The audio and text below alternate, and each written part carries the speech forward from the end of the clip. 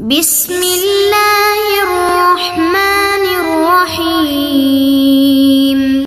بسم اللہ الرحمن الرحیم الحمدللہ رب العالمین والصلاة والسلام علی رسولہ محمد وآلہ واصحابہ اجمعین اما بعد۔ درس نمبر 116۔ آج کے سبق کا عنوان ہے کتاب اللہ کی تعریف، حصہ 1۔ کتاب کے مقدمے سے فراغت کے بعد مصنف علامہ صدر الشریعہ رحمۃ اللہ علیہ نے کتاب اللہ کی بحث شروع کر دی۔ اس سے پہلے جتنے بھی مباحث گزر چکے ہیں تقریباً 115 اسباق میں، اس میں توضیح تلوی کے جو مقدمات تھے، خطبے تھے، اس سے متعلق مباحث ہیں، اور چونکہ توضیح تلوی میں جو مقدمات کے مباحث سے بہت زیادہ ہے، اس لیے اس پر یہ بہت زیادہ وقت صرف ہو گیا۔ مقدمے میں ہم نے جو چیزیں بیان کی ہے وہ اصل کی تعریف تھی، اصول فقہ کی تعریف۔ اصول فقہ میں پہلے اصل کی تعریف بیان کی، پھر فقہ کی 3 تعریفات بیان کی، پھر اصول فقہ کی تعریف لقبی بیان کی، اور اس کے بعد پھر اصول فقہ کا موضوع بیان کر دیا۔ آخر میں اصول فقہ کا موضوع ہم نے بیان کر دیا، اور اصول فقہ کا موضوع ہم نے 2 چیزیں ذکر کر دیا، ایک کتاب اللہ، ایک ادلہ شرعیہ اور ایک احکام۔ تو اسی وجہ سے علامہ صدر الشریعہ رحمۃ اللہ فرماتے کہ چونکہ اس علم کا موضوع 2 چیزیں ہیں کہ ادلہ شرعیہ اور احکام، اس لیے ہم اس کتاب کو 2 قسموں میں منقسم کرتے ہیں۔ پہلی قسم ادلہ شرعیہ سے متعلق ہوگی، اور دوسری جو قسم ہے وہ احکام شرعیہ سے متعلق بحث ہوگی۔ تو لہٰذا اور اس میں سب سے پہلے کتاب اللہ ہے، لہٰذا کتاب اللہ کی بحث، ادلہ شرعیہ میں کتاب اللہ کی بحث کو مقدم کر دیا۔ تو فرماتے ہیں فنزع الكتاب على قسمين، القسم الاول في الادلة الشرعية وهي على 4 اركان، الركن الاول في الكتاب القرآن وهو ما نقل الينا بين دفة المصاحف تواترا، فخرج سائر الكتب والحديث الالهية والنبوية والقراءة الشاذة۔ ہم نے اس کتاب کو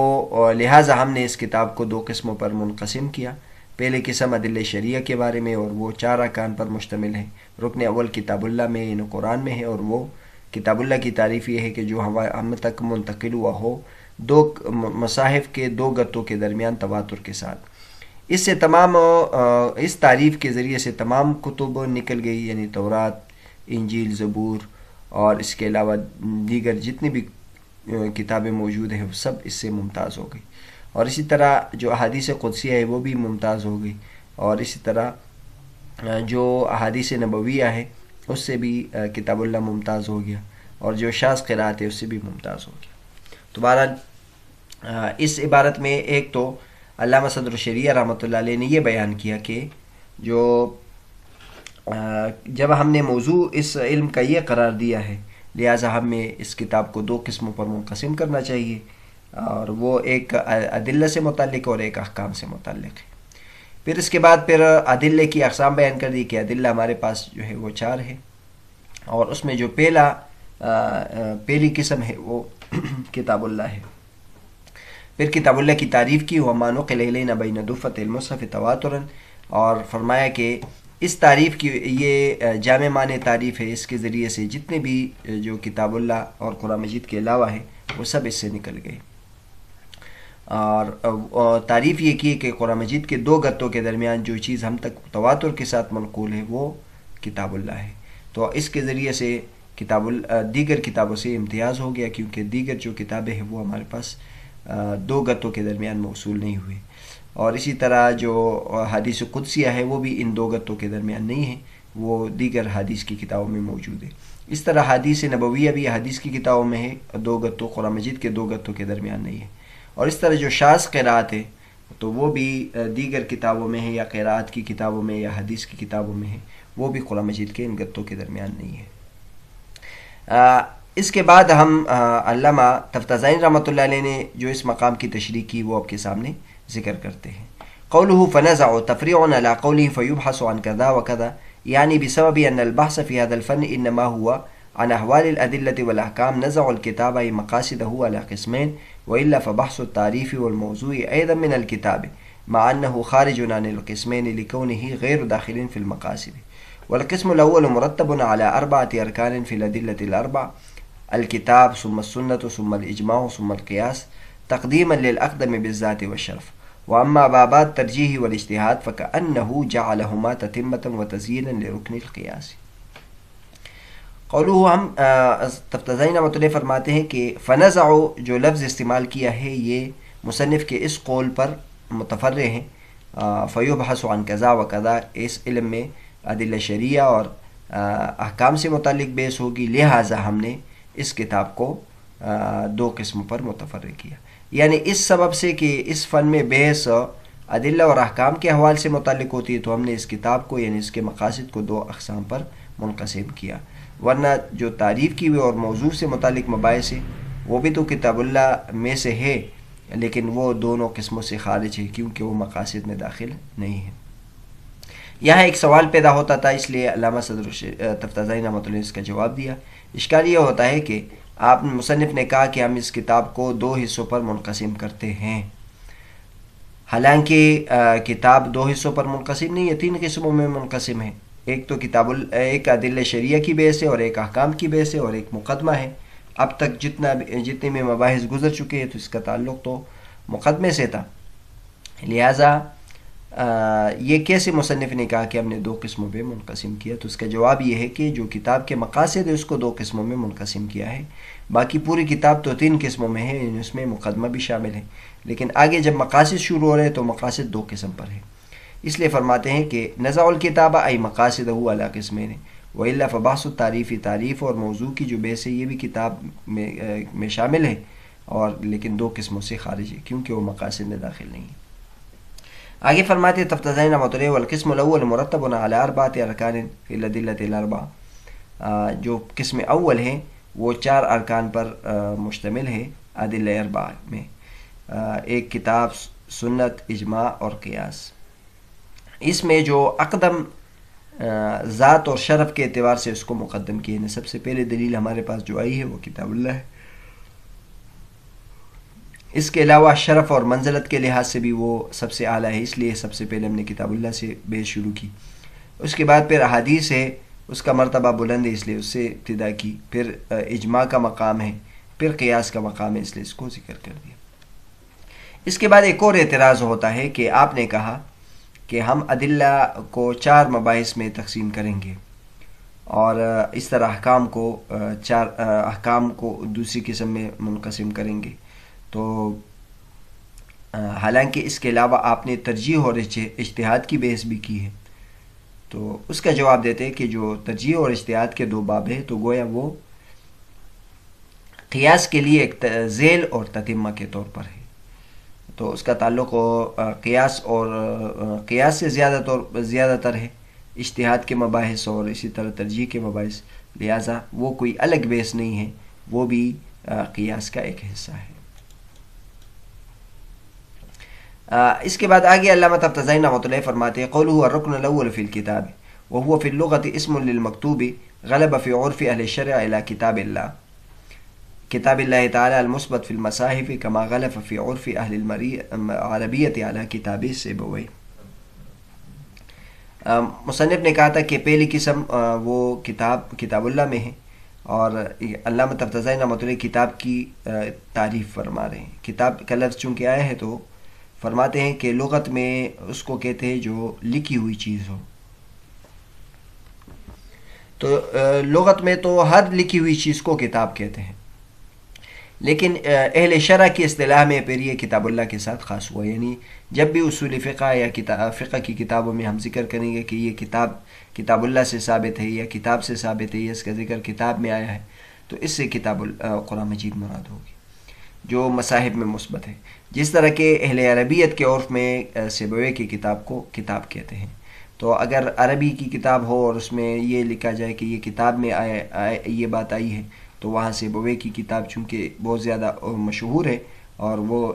اس فن کا مصدر ہے، لہذا وہاں کتاب کا اطلاق جب بولا جائے تو سیبویہ پر اس کا اطلاق ہوتا ہے. کتاب اللہ کی لغوی اور اصطلاحی تعریف کرنے کے بعد یعنی قرآن کتاب کی لغوی تعریف وہی جو لکھی ہوئی چیز کو کہتے ہیں، اور اصطلاحی تعریف کتاب اللہ کو کہتے ہیں. لیکن قرآن کی کیا تعریف ہے؟ تو قرآن کے بارے میں فرماتے ہیں قرآن والقرآن فی اللغة مصدر بمعنى القراءة غلب في العرف العام على المجموع المعين من كلام الله تعالى المقروء على ألسنة العباد وهو في هذا المعنى أشهر من لفظ الكتاب وأظهر فلهذا جعل تفسيرا له حيث قيل الكتاب هو القرآن المنزل للرسول المكتوب في المصاحف المنقول إلينا نقلا متواترا بلا شبهة على أن القرآن هو تفسير للكتاب وباقي الكلام تعريف للقرآن وتمييز له وما يشتبه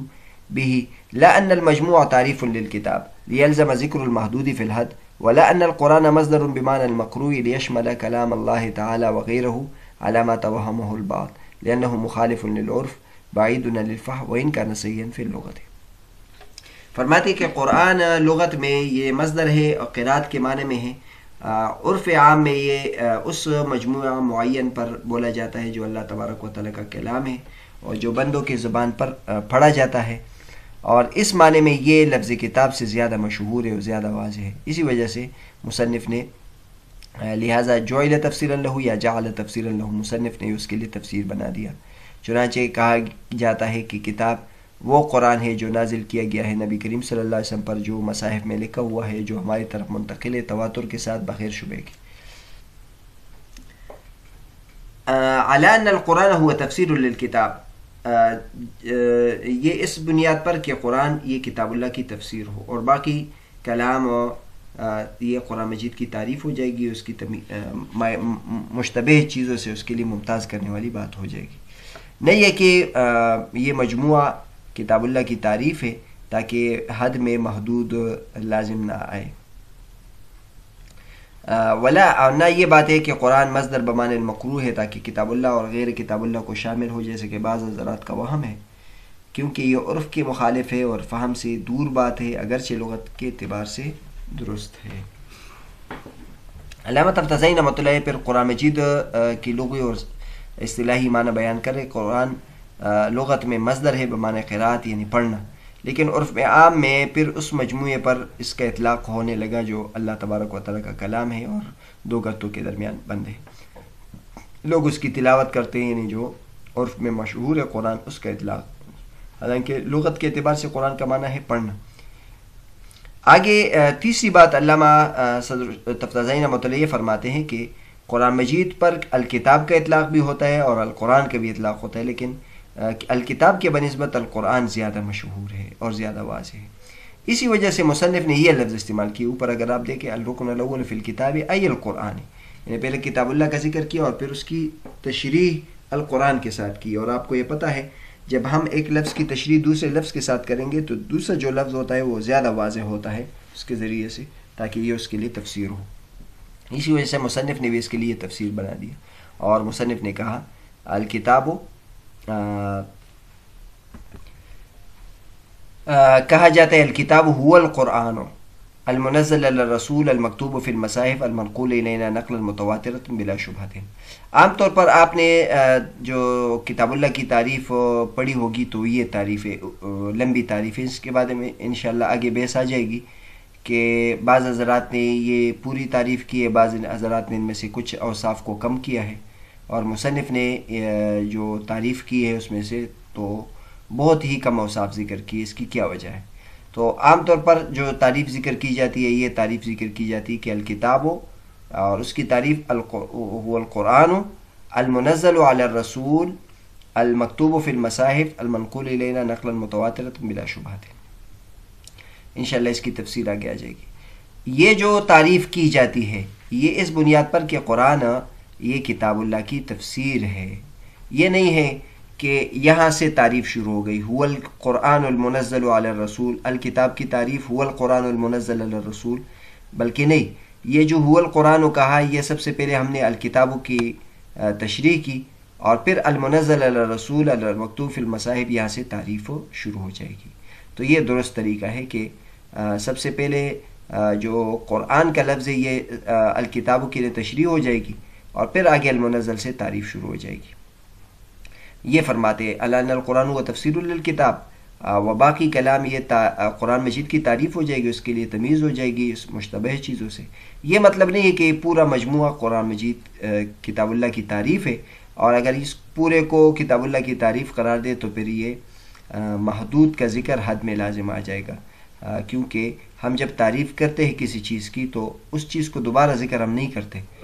بلکہ اس کے علاوہ ایک اور تعریف کرتے ہیں جس کے ذریعے سے اس اصل چیز کی وضاحت ہو جائے. تو لہٰذا یہ بہتر طریقہ ہے کہ القرآن سب سے پہلے لفظی معنی ہے کتاب کا، پھر آگے المنزل سے تعریف شروع، اصطلاحی تعریف. تو علامہ تفتازانی رحمۃ اللہ یہ فرماتے کہ یہ مجموعہ کتاب اللہ کی تعریف نہیں ہے، ورنہ پر محدود حد میں محدود کا ذکر لازم آ جائے گا. اور نہ یہ بات درست ہے کہ ہم یہ کہیں کہ یہ ہاں جو قرآن کا ذکر ہے اس قرآن سے مصدر مراد ہے. بعض حضرات نے اس کا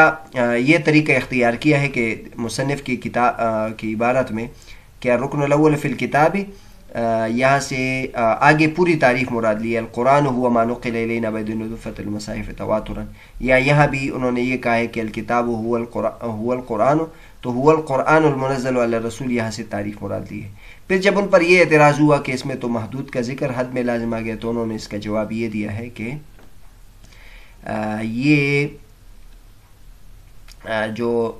دوسرا جو تعریف میں ہم نے قرآن کا لفظ استعمال کیا اس سے قرآن مراد نہیں ہے، بلکہ یہ مصدر بمعنی مقروء مراد ہوگا. تو لہٰذا معنی یہ ہو جائے گا کتاب اللہ وہ پڑھنے والی چیز ہے جو نبی کریم صلی اللہ علیہ وسلم پر نازل ہوئی ہے. تو اب پڑھنے والی چیز ہے تو اس میں کلام اللہ اور غیر کلام اللہ سب شامل ہو گئے. تو یہ معنی بعض حضرات نے لیا ہے، لیکن علامہ تفتازانی رحمۃ اللہ فرماتے کہ اس کی ضرورت نہیں اس تعویلات کی، کیونکہ یہ عرف کے بھی خلاف ہے. عرف میں جب قرآن بولا جاتا ہے تو اس سے عرفی معنی مراد ہوتا ہے اور فہم سے بھی دور ہے، اگرچہ لغت لحاظ سے صحیح ہے، تو صرف لغت کے لحاظ سے درست ہونا بھی کافی نہیں ہے. آگے علامہ تفتازانی رحمۃ اللہ فرماتے ہیں والمشایخ وان كانوا لا يناقشون في ذلك الا انه لا وجہ لحمل کلامهم علیہ، کہ مشایخ اگرچہ اس میں مناقشہ نہیں کرتے لیکن اس کی کوئی وجہ نہیں ہے کہ ان کے کلام کو اس پر محمول کیا جائے، جبکہ صحیح صورت بن سکتی ہے جو سب کے نزدیک مقبول ہو. تو اس وہم کے ازالے کے لیے مصنف نے اس با حرف تفسیر کی تصریح کی، ای القرآن کہا، وهو ما نقل الینا بعد نزول المصاحف تواترا. تو کتاب کے شروع میں بھی ہم نے کہا تھا علامہ تفتازانی رحمۃ اللہ مصنف کی باریک باتوں کو ذکر کرتے ہیں. تو یہاں بھی اگر ہم دیکھ لیں علامہ تفتازانی رحمۃ اللہ فرماتے ہیں کہ مصنف نے یہ لفظ کہا رکن الاول فی الکتاب ای القرآن. تو یہاں اگر یہ قرآن مجید کی قرآن کا لفظ کتاب اللہ کی تعریف میں داخل کرنا چاہ رہے تھے تو مصنف یہ طریقہ نہیں اختیار کرتے. مصنف یہ کہتے الرکن الاول فی الکتاب وهو القرآن الذي ما نقل الینا بین دفعۃ المصاحف تواترا. اس طرح کہتے یعنی ای کا لفظ نہیں ذکر کرتے، لیکن صدر شریعہ رحمۃ اللہ کے طرز سے معلوم ہوتا ہے کہ انہوں نے سب سے پہلے کتاب کا لفظی معنی بیان کیا کہ القرآن، اور پھر وہو ما نقل الینا بین دفعۃ المصاحف تواترا اس سے تعریف ذکر کی ہے. انشاءاللہ کتاب اللہ کی تعریف سے متعلق